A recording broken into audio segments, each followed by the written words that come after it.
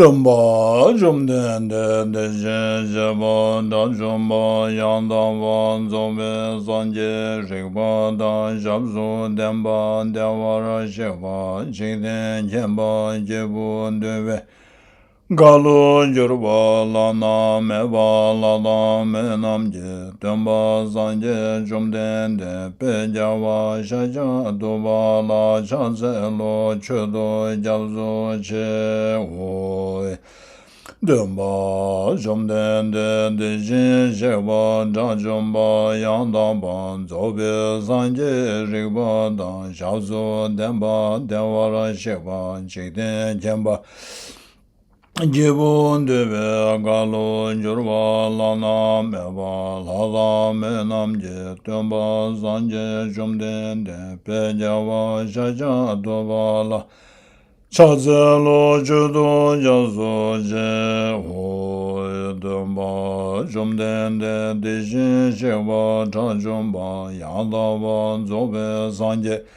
Rigba dan Jabzu Demba Dewa Sheba Jikden Jemba Jebun Deve Kalu Jurwa Lana Meva Lada Menam Je Demba Zanje Jumden De Bejawa Shaja Duva La Shazel Judo Jazo Je Ho Zanje Judan Soje Chonama Chanju Bado Dane Jabzo Che Dage Chue Jebe Tsonama Je Dola Penje Zanje Jubara Shoe Sanje Cheda Tsoje Chonama La Chanju Bado Dane Jabzo Che Dage Chue Jebe Tsonama Je Drola Benje Zanje Drobara Shoe Zanje Chodan Soje Chonamala Janju Bado Dane Jabso Je Dage Cheshe Jebe Sonamanje Drola Benje Zanje Drobara Shoes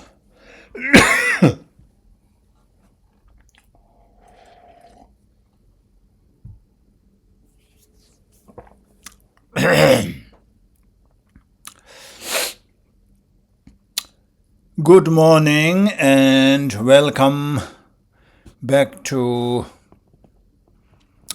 our class. It's been quite some time since we last had the class on this chapter, Bodhicaryavatara. So today I wanted to spend this session kind of talking generally and doing a bit of a recap. The assumption is that we may have new people joining in. It may or may not be the case, but in case there are newcomers, so it is good to give them kind of a background or kind of a recap on what we have been discussing. So as I mentioned earlier that we are going to have a short meditation before each class. But since we have moved our classes from in-person to online class only, I will skip that part, skip the meditation part. And if you are interested in doing the meditation, you can look up on our website, drupamonastery.org, and under the meditation instruction, or I think it's something like guided meditation. So you will see 3 different kinds of meditation, and I will slowly upload more instructions. So the first 2 are kind of the usual meditation, which is more of a single-pointed meditation where we try to rest or focus our mind on a particular object, in this case our breath. The later addition to that meditation, I have uploaded meditation instruction on the precious reflection on the precious human rebirth, how precious the life that we have now, and how we should, or kind of cultivating this strong determination that we will not fritter away this great opportunity, and instead try to extract the essence of this precious human life. So you can do your own meditation, or you can use these meditation instructions to help you guide. So I leave that meditation part to individual. If you are interested, you can do that. So for the online classes, I'm going to dive right into the class itself, and by skipping the meditation part. So first, I wanted to emphasize the importance of our motivation. As I always say that the purpose, our aspiration, the fundamental aspiration for us in doing anything, any endeavor, any activities that we do from the morning till we go to bed is all about seeking happiness and avoiding suffering and pain. So superficially, on the surface level, we may be doing something else, but if you dig deeper, if you examine that closely, what is the driving force of your action, we will come to the conclusion that deep down it is all about achieving happiness. It's all about chasing after lasting happiness.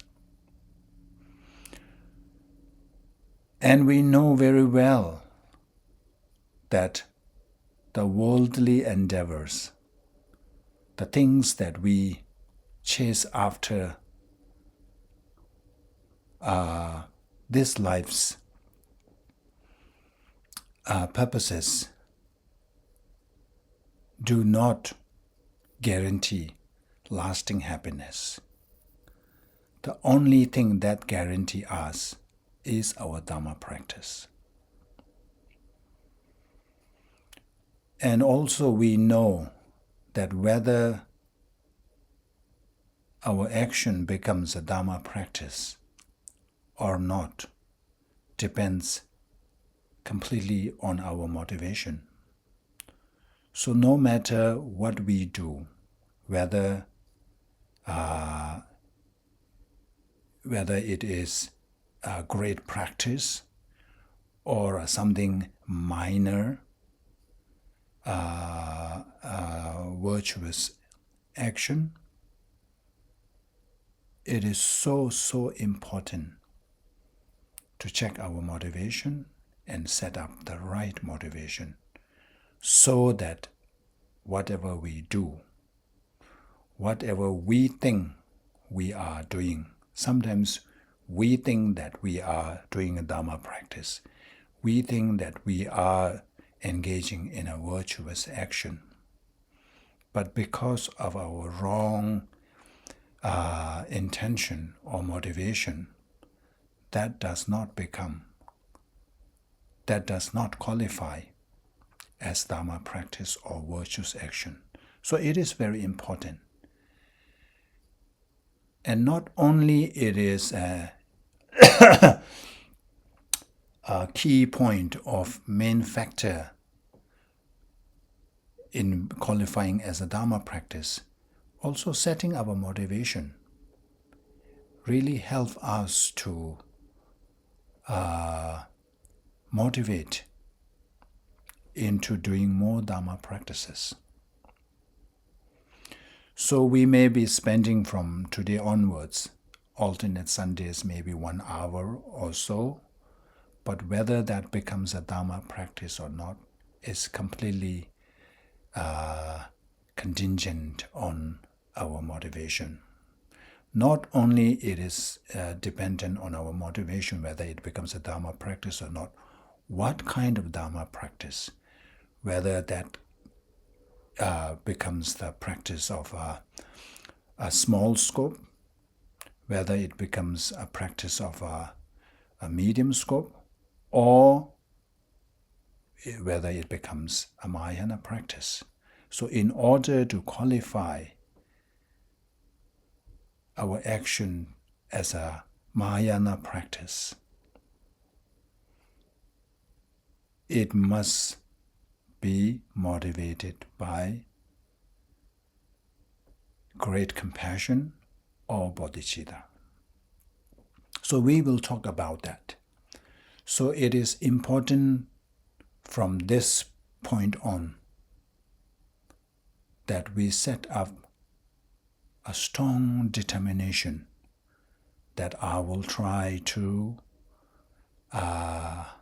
attend all classes with a pure motivation to achieve enlightenment for the sake of liberating other sentient beings. And not only I will attend the classes, I will have some takeaways which I will put them into my daily practices. I will apply these takeaways in my life. So that way our session becomes rich and meaningful.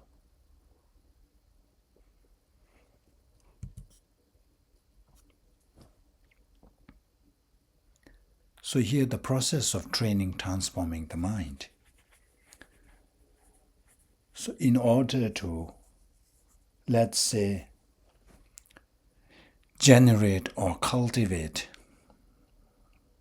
bodhicitta, we need to go through these three stages of a process or procedures. In Dharma studies, the main goal is to gain realization. So that requires to go through these three stages. If you miss one of these, or if you the sequence, if you miss the sequence, if you change the sequence, it may not work. So first is we need to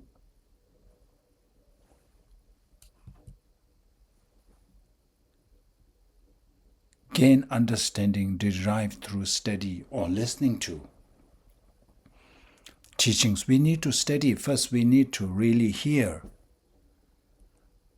For example, in cultivation of bodhicitta, first we need to hear about it, what it is, how to cultivate that, all the stages and the sequences. So first, that gaining understanding derived through listening is so important. So generally, the understanding gained through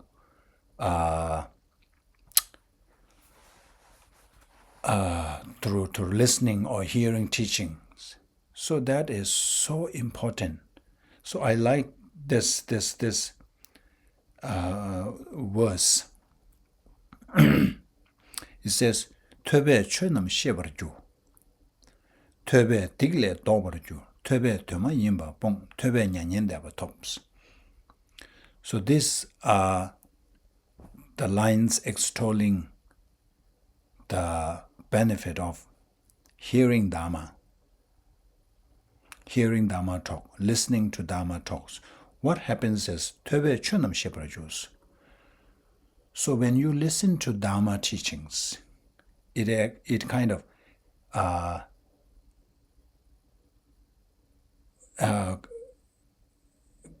increases our knowledge, our understanding. You learn new things. You demolish or you destroy that ignorance.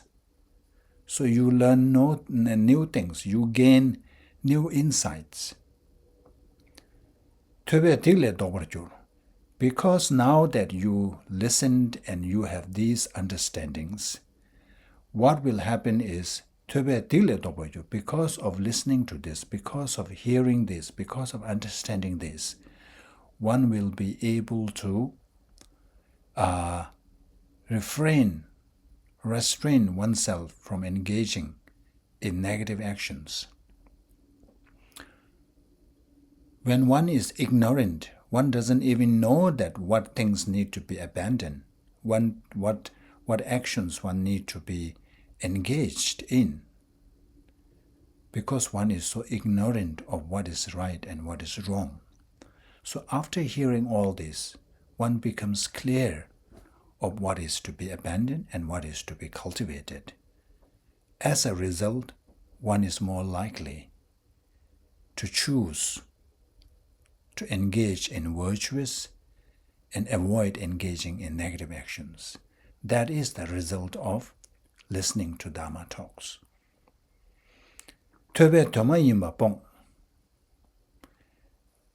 Because you have now listened to the teachings, Dharma teachings, one is more likely to prioritize what is meaningful and what is not meaningful. When we are unaware of the flaws of our chasing after, let's say, wealth, power, fame,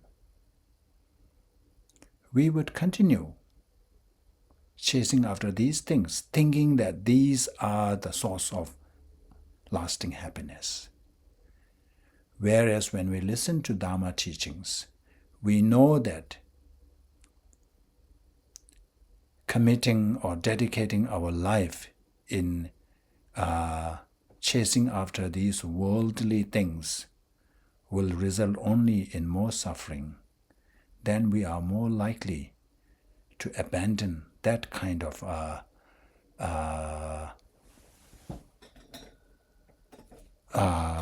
commitment, that kind of endeavor, and instead turn away from these things and focus on Dharma practices which are more meaningful,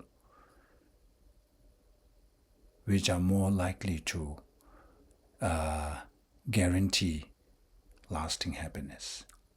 So that's what it means by Töbe Töma Yimba Bong. And eventually, eventually that will lead us to liberation, nirvana, or even enlightenment.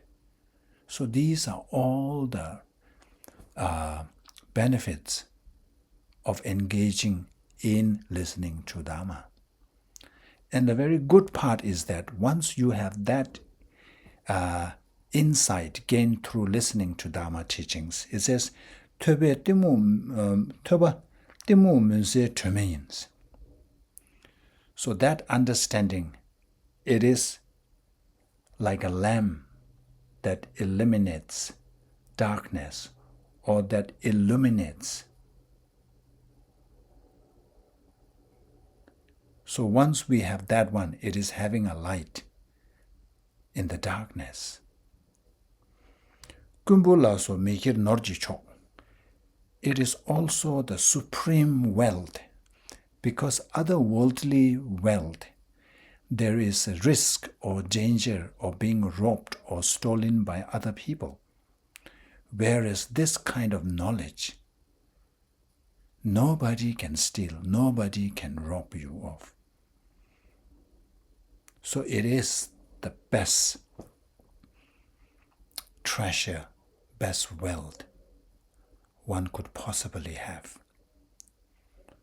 Kundu mongbe tanjum chunjayins.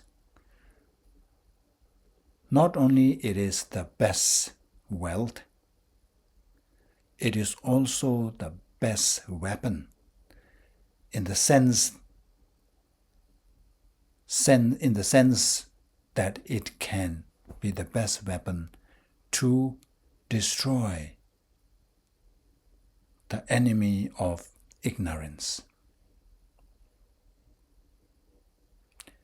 No longer ignorance can harm us, hurt us, because we have that knowledge.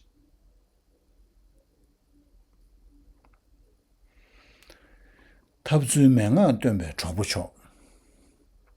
it is also that knowledge is also the best friends who can guide us from wrong to right. Because of that knowledge, because of that understanding, at least we are able to tell what is right from what is wrong, right from wrong.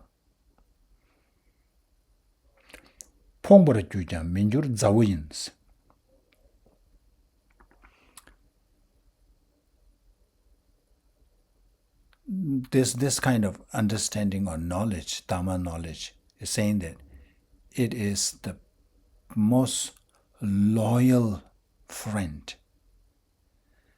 Our ordinary friend, some so-called friends, they are friend as long as you have wealth, you have power, you have fame. The moment you are stripped of all this fame, wealth, and power, they are no longer your friend. They will abandon you. They will leave you. But here is saying that that knowledge, whether you become poor, whether you lose your fame, your power, it will be with you all the time, will be loyal to you in whatever circumstances, whatever situation you are in.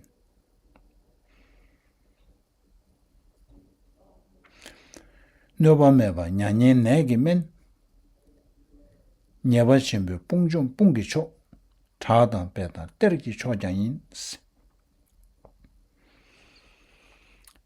This is also the best medicine to cure our illnesses, our chronic illnesses that has trapped us in this samsara, drowning us into the ocean of suffering. So with that knowledge, we can get out of it.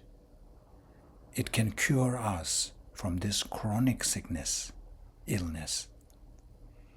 And eventually we can achieve liberation from the ocean of suffering. So you can see the importance of studying, tuning into Dharma talks. So the question now is, with that all that knowledge, is that enough? So from the Buddhist point of view, that's not enough. Then comes the second stage, gaining understanding derived through critical analysis. So now you have all that knowledge. So you, for example, you attend a talk and you are very impressed by that talk. And you thought, oh, that's a really good talk. And I learned a lot of things. But if you leave it as it is, then very soon you will forget. Until now you have attended so many talks here and there. Some great talks, some not so great talks. But at least you get something from each talk, each session. But if you are to recollect all of them, not many left in our memory. We have forgotten. It's easy to forget. Whereas if we contemplate on that understanding, whatever we have heard, whatever we have listened to, if we are to spend time contemplating on it, doing some critical analysis, then it kind of firms the understanding. Then it makes it concrete. And then it will be very difficult to forget, because you have reached that conviction. Not only you thought it was good, but you have evidence. You really reach that level that's really true. So once you have that conviction, then comes the final step, which is gaining understanding derived through meditative experience. So now you have this conviction, but you need to habituate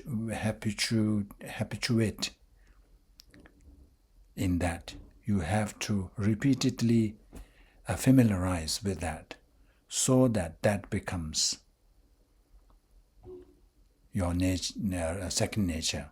For compassion, you have heard so much about compassion, you have learned how to develop that, and then you have spent some time contemplative on it, and you found that that's true.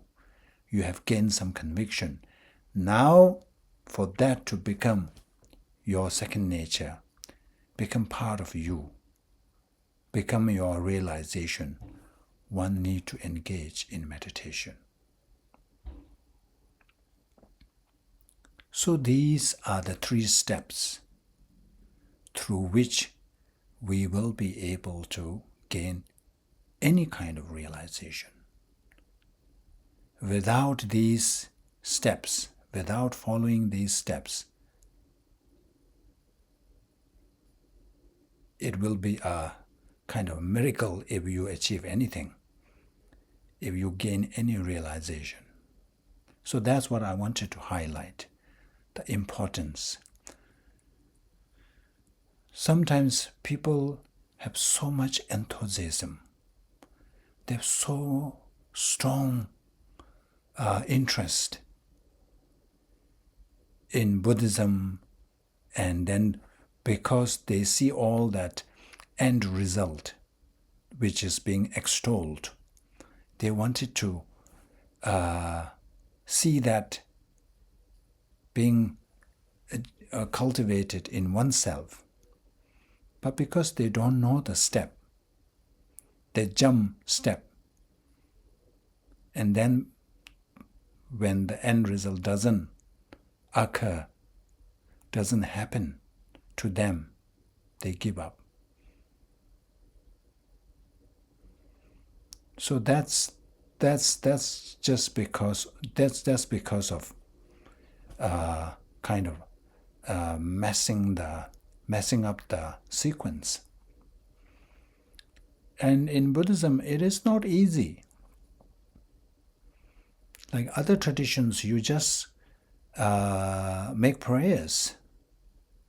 You ask God for anything. And it is really entirely up to the God up there whether to bestow that blessing or not.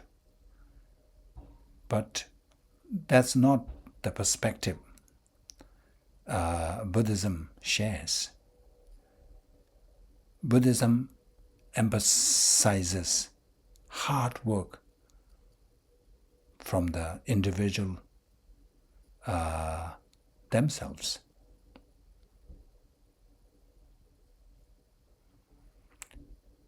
We need to know all this, but we need to put effort as well. Of course, we can make prayers. Making prayer, making the wish is the first step. Definitely, it has its own value and benefit. But the actual thing is to put effort. I don't know whether you have been following this, the monks doing this peace walk. And I have been following it. It is really, really impressive. I really rejoice in their effort. They have been walking for how many miles? And you notice that I think few of them were barefooted. They are not even wearing shoes. And at every stop, of course, you can see that outpouring support from the public. It is so touching to see all that response. And every time they make a stop and the lead monk gives a short kind of a talk, and I listened to one of it, and he starts by saying this: say, I'm going to have a peaceful day today. So first I thought that, how does that work?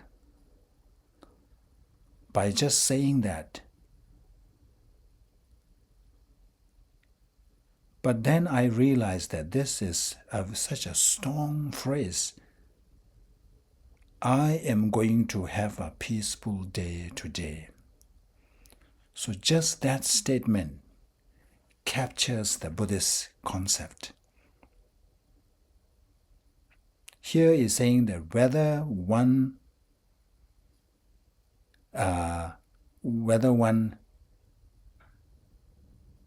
has a peaceful day or a sad day or a dreadful day, it's all up to you.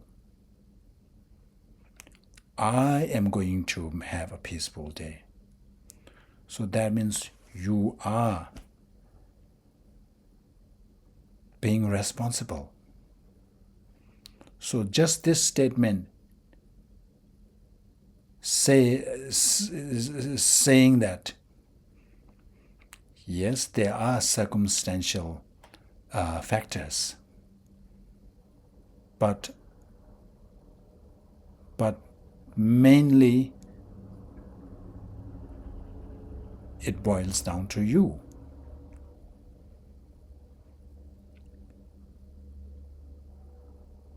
For example, when those great teachers, when they are ill with cancer, we have great teachers who pass away from really unimaginable illnesses. But the report is that while they are suffering, they are at peace. No matter how bad the situation is, but they are always calm and peaceful.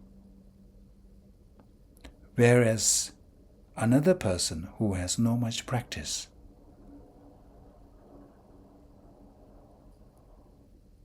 is completely a different scene. A lot of grumblings, a lot of accusation, a lot of cautions, lots of pain, a lot of stress. So where is that coming from? Same situation, same illness, but it's all the attitude. So if it were the circumstances, then everybody should have the same response. But not. Some respond well, positively. Some are calm, some are in distress. So this is like, I am going to have a peaceful day. First of all, you are making that determination that today nothing will prevent me from having a peaceful day.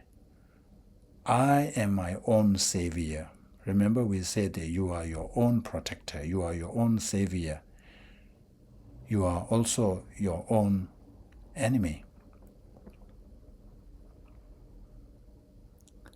So this just one sentence captures the real essence of Buddhism. So when you say this, so if you don't think deeply of this statement, you will say, it's just, the what you call, just dry word. But when you really take it to heart, if you say it from the bottom of your heart that I am going to have a peaceful day today, it will happen. Because you are making this statement knowing that you are your own savior. It is up to you. During that day, people may say nasty things. People may agitate you. People may be, unjust, unkind. But whether it can make impact, negative impact or not, is really up to you. If you are able to remain like a piece of log, like a piece of wood,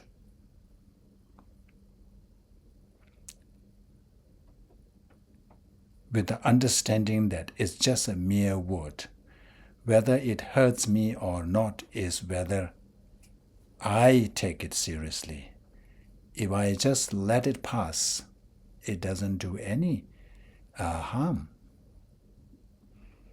So employing these kind of logics and reasons, if one is able to maintain calm, that's when one is going to make one's day a peaceful one. So maybe this is a good idea to start your day by just saying this from heart. Of course, from heart. You need to say it with some kind of feeling. And then remind yourself throughout the day that, hey, I have made that determination to have a peaceful day, so nothing is going to hinder that. Nobody is going to destroy that peace of mind, because I have the full control of my happiness, my attitude, whether I have a peaceful day or not. I have the control. So that's what I wanted to share. So when I first heard it, I thought that, what is that about? And then when I listened to him and when I ponder over it, it has a very profound meaning, and it is a very profound statement. So anyway, we have been discussing about Shantidevas. So for the newcomers, Shantideva is a great Indian scholar during the 8th century. So when Shantideva was at Nalanda at that time was the greatest Buddhist learning center, learning institute at that time in India, in central India. So Shantideva, for ordinary people, they viewed him as somebody who eats, who sleeps, who defecates, nothing more than that. So some of them got together and decided to teach him a lesson. Their assumption is that because we don't see him doing any practice, any meditation, he may be a fool. He may know nothing. So in order to embarrass him, in order to humiliate Shantideva, so they came up with a plot that they requested him to teach. And Shantideva, knowing that it was to humiliate him, so Shantideva accepted the invitation. So when he got there at the teaching venue, he saw that they have built such a high throne without any stairs leading up to them. So there's no way for Shantideva to climb onto the throne. So upon checking whether this is out of respect or this is to really humiliate or belittle him, so through his clairvoyance he realized that it was to belittle. So Shantideva has already have all this realization. So out of nowhere, he was already on the throne. And then he started teaching. And he asked them, what do you want me to teach? Do you want me to teach something which is never taught before? So when they said yes, so he said that there's nothing I have to teach that have not been taught. And he also said that this is really to help my practice. I have a little hope that my teachings will benefit others. So this is solely for my own practice, to help my own practice. And then Shantideva went on to teach. As he continues teaching, he started ascending. He was no longer sitting on the throne, and he was just ascending into the sky, into the space. And they say that it is said that he was not visible when he reached the chapter 10. And after that, Shantideva lived in another place, didn't go back to Nalanda So that's how this Bodhicaryavatara came about. And he has composed another two. I think one is called the Compendium of Deeds, and there was another text composed by him. So all these are very popular. And the core, the essence of this teaching is the methods to develop bodhicitta. So for those who are new, so what is bodhicitta? So bodhicitta in Mahayana Buddhism, it is the main thing, the main ingredient of the practice, of the Mahayana practice. So without that, it is not a Mahayana practice. So everything has to do with bodhicitta. So the question now is, what is bodhicitta? So bodhicitta, as cited here from the Maitreya's Ornament for Clear Realization, bodhicitta is for others' welfare, the desire to attain complete attainment. So there are two things. So there are two, what you call the aspiration, two goals.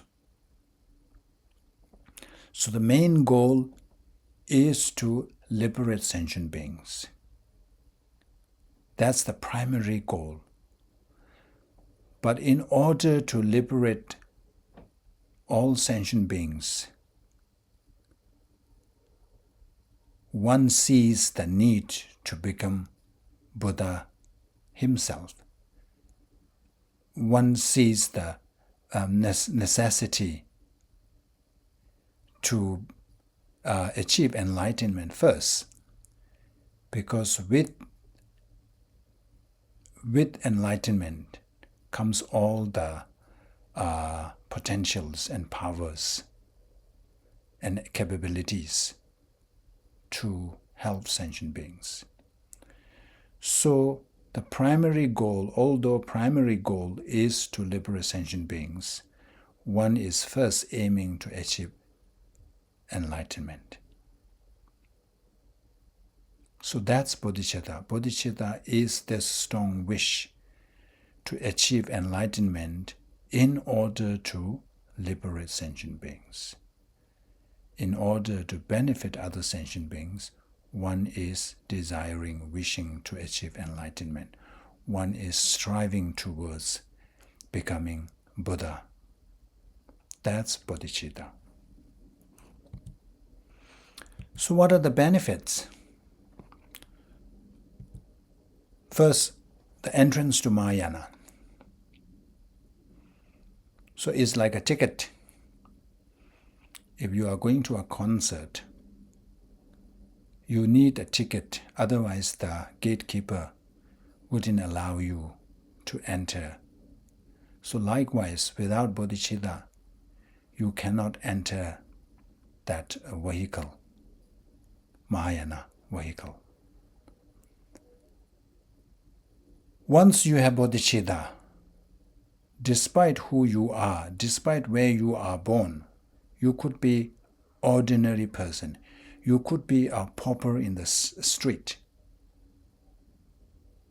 You could be somebody who is looked down by many people.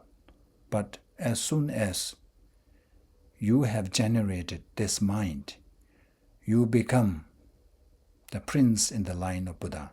We call it Gewese. It's like the son of Buddhas. You instantly become the object worthy of homage.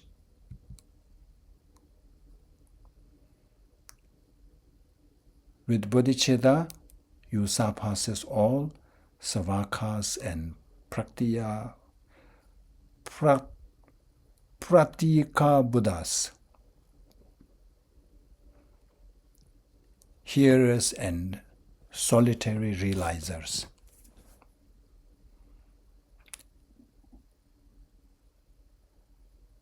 we have an analogy given in the text. So bodhicitta is like a diamond. So you have other precious gems, other precious stones. So you may have a giant gold, piece of gold. But that giant gold is nothing compared to a small piece of diamond. So small piece of diamond can cut anything. So that's how it is compared. So having bodhicitta is like having a piece of diamond. It can undermine every other things. It can surpass all the other precious stones. And then it's the most powerful virtue.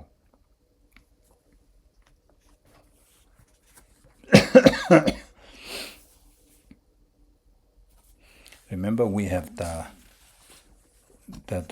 in Bodhicaryavatara itself that I think I have somewhere here.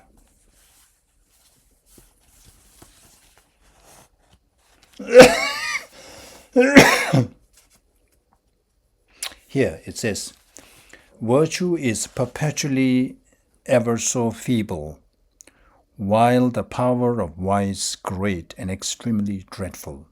This is our condition. So when it comes to virtue, is perpetually ever so feeble. Remember, our virtue is likened to the possessions of a beggar. First of all, beggars do not possess so many things.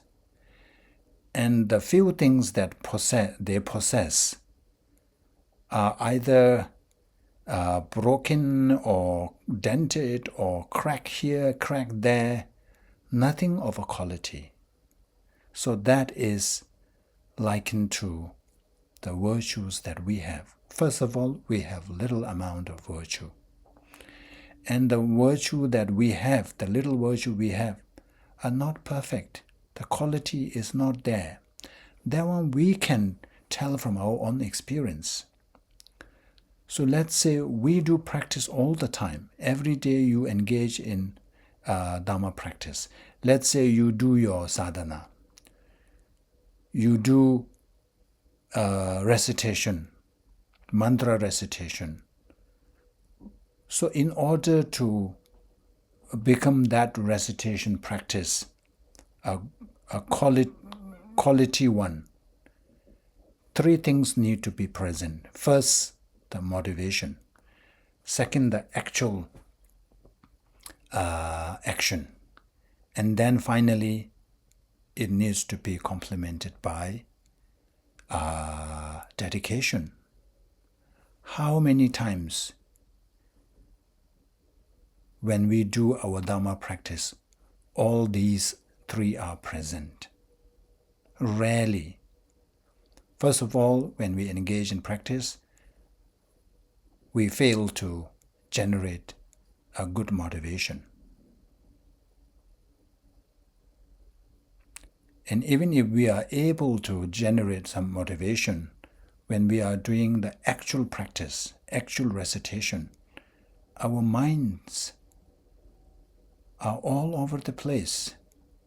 Here you are reciting Om Mani Padme or something, but your mind is thinking how to get even with your enemy or somebody whom you don't like. Or you may be thinking about ways to challenge somebody at your workplace. So we lack that quality. And then as soon as we finish, we just get up and fail to do a proper dedication. So from this experience, we can tell that our virtues really, really lack quality. That's why our virtues are likened to the possessions of a beggar.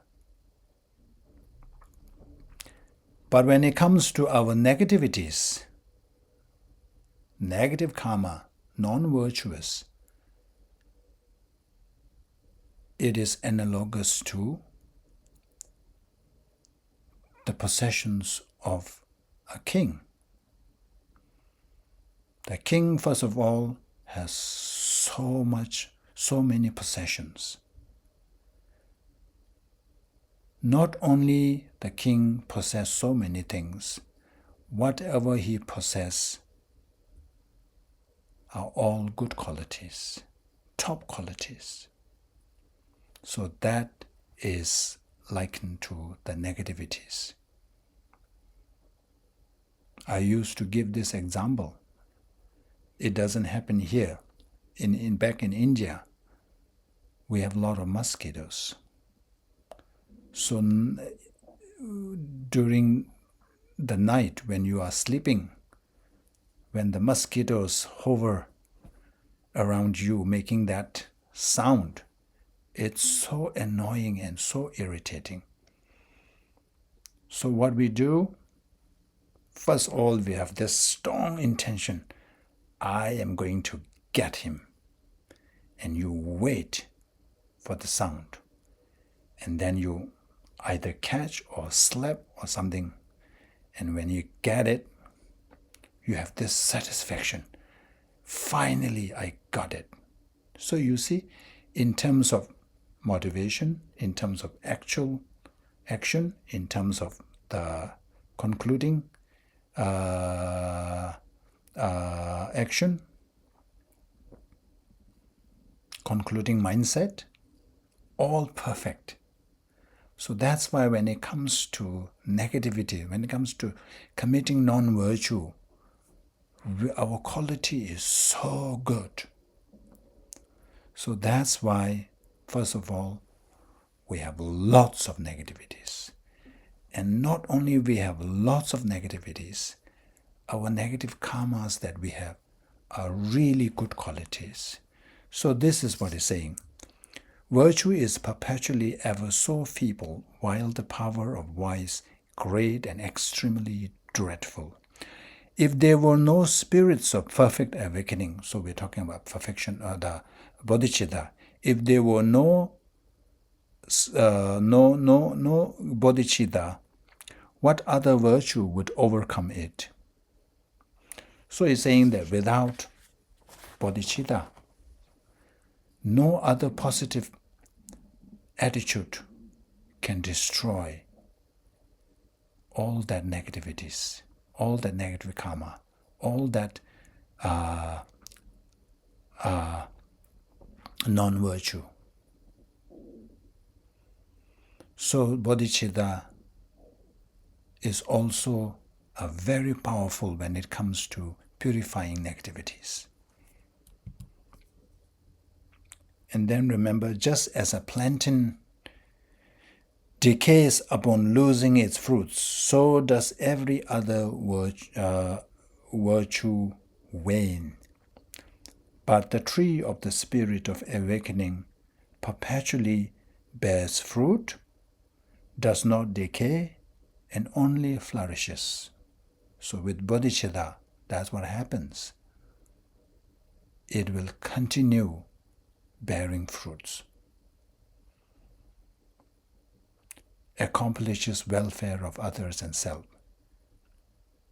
Even though it is set on to liberate other sentient beings, but one also gets liberated. So it fulfills or accomplishes the welfares of others as well as oneself.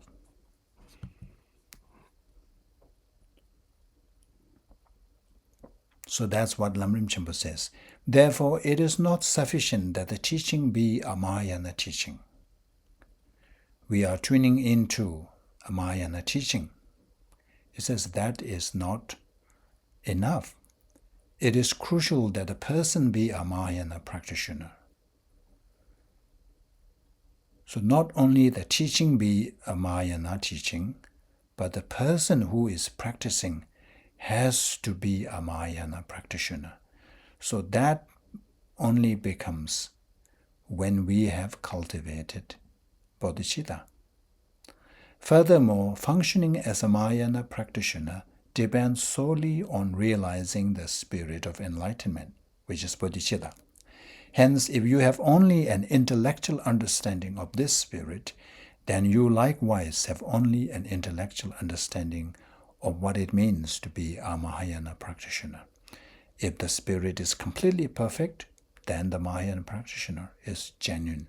So strive for this. So in order to cultivate or develop this great spirit, we are discussing the ways, the methods that is taught by Shantideva. So today we stop here, and then we will pick it up from here in our next session. Let's dedicate. Dagi chini zabe jawa de tendang jowa kunla kangpenda kevara chizun losan chawayi tembe nyingbu ringdo seje jo jambe bayu chedara jamba da kundu zambu tenyang teshin do teta kungi jesu dalom je jawa teta tamje rabdo ngo duzon shebe jawa tamje je ngowa kala chodo ngaba Dagi gewe zawan de gwenjang zambo chuchi rabdo ngobar gis. Thank you.